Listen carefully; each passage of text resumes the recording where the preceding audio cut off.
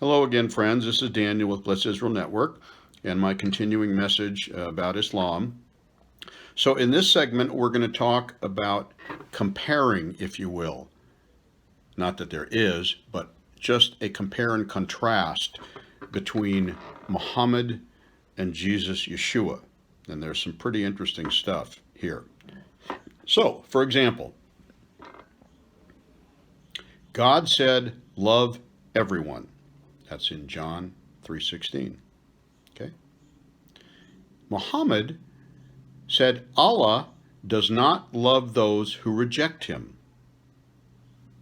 Not quite what we as believers are used to hearing. Yeshua said, "Let he who is without sin cast the first stone." John 8:7. Muhammad stoned women for adultery. Yeshua said, "Thou shalt not steal." Well, actually, that's one of the 10 Commandments. But that's one of the 10 Commandments, and Yeshua, of course, believed in them and followed them. Muhammad permitted stealing from unbelievers. That is in Bukhari 4.668 and Ibn Shahak 764. Sorry for the bad pronunciation, but it's written in Islam. Thou shalt not bear false witness. Muhammad permitted lying. Sahih Muslim 6303. Yeshua, Jesus, never had slaves. Muhammad owned and traded slaves. Did Yeshua behead anyone? Do I even need to ask the question? Come on. Well, the reason I'm asking the question is in the compare and contrast. Muhammad beheaded 800 Jewish men and boys in Medina.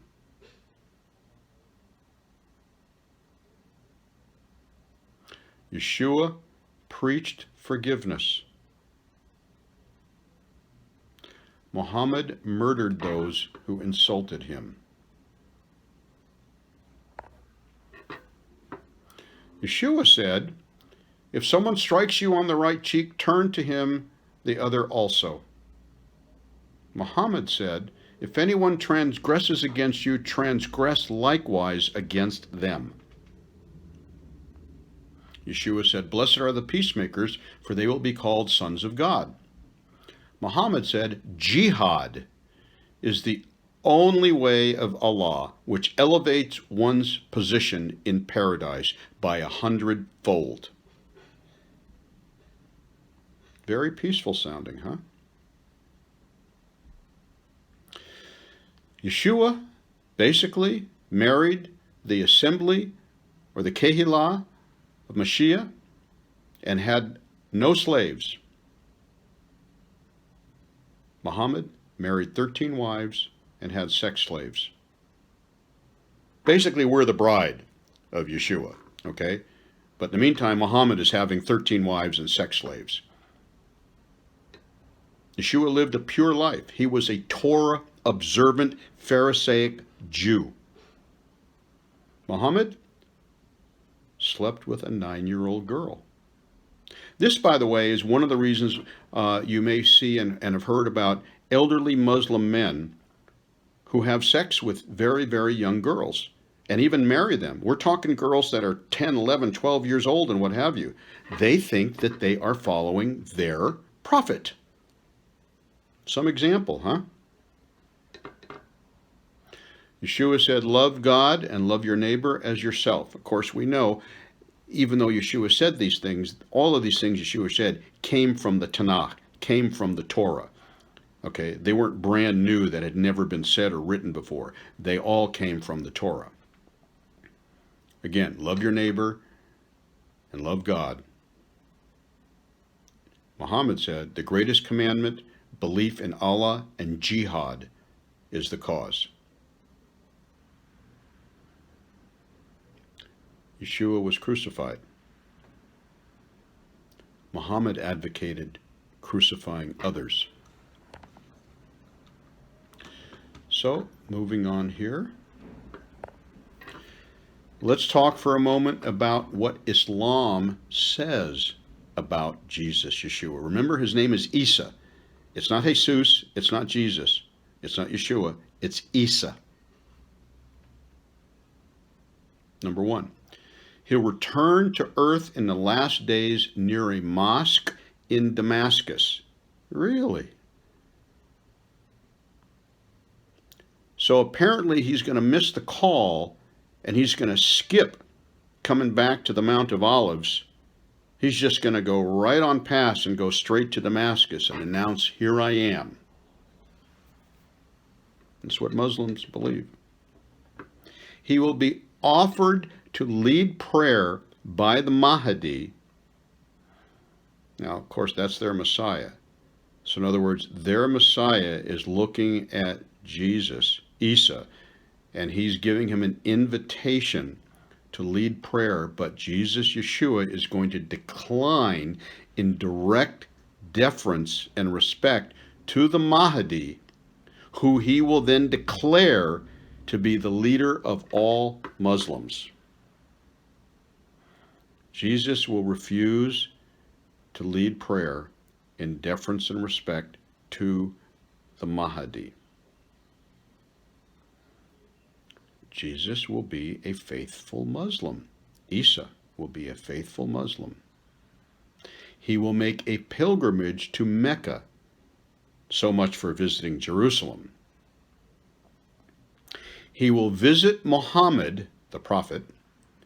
He will visit his grave and salute him, whereby Muhammad will return the salute from the grave. Let me repeat that.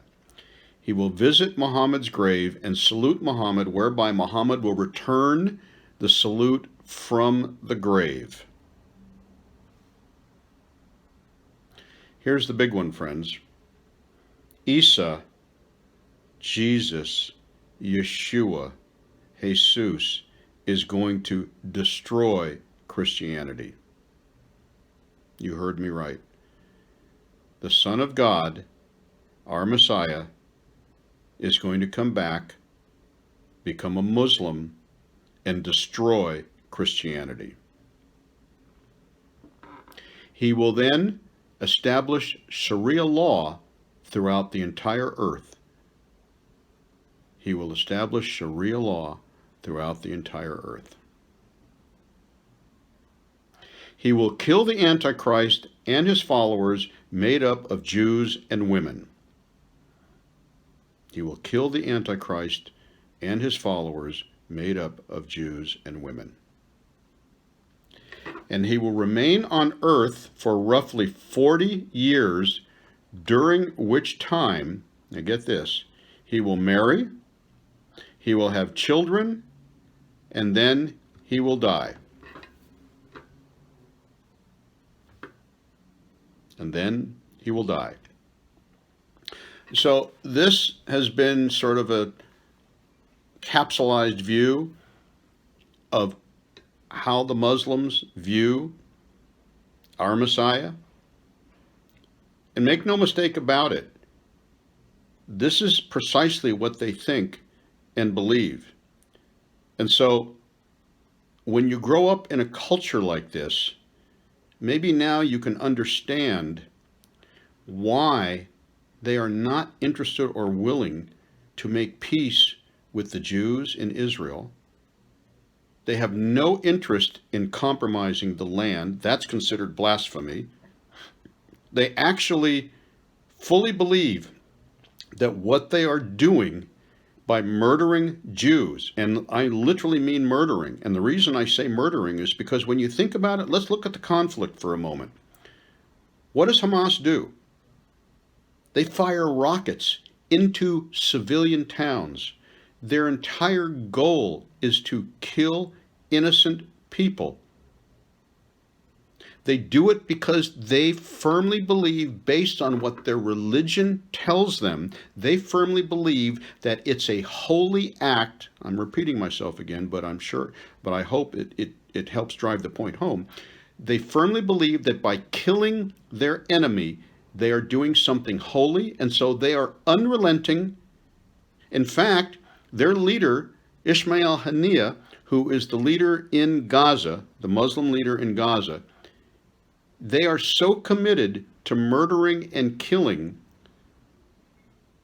they actually believe, and he has said this by his own mouth, we love death as you love life.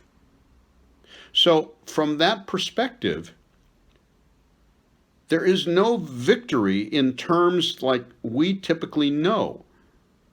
The only victory comes in death.